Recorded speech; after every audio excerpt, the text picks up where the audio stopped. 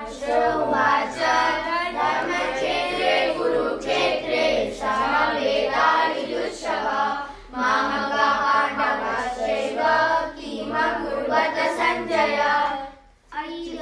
उवाच कार्पण्यदोषोपहतः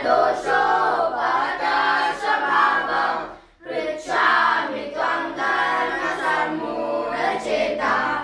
यच्छ्रेयसानिश्चितं ब्रूहि तन्मे शिष्यस्तेऽहं साधिमां त्वां प्रपन्नम्। श्रीभगवानुवाच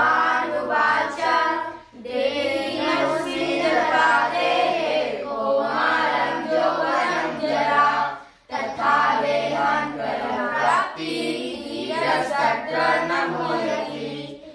श्रीभगवानुवाच न जायते म्रियते वा कदाचित् नायं भूत्वा भविष्यति अजो नित्यः पुराणो न हन्यते हन्यमाने शरीरे।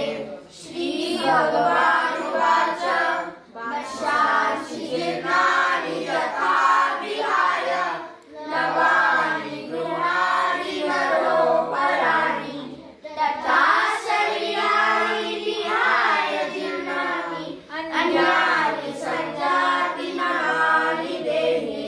श्रीभगवानुवाच नैनं छिन्दन्ति शस्त्राणि नैनं दहति पावकः न चैनं क्लेदन्तापो न शोषयति मारुतः।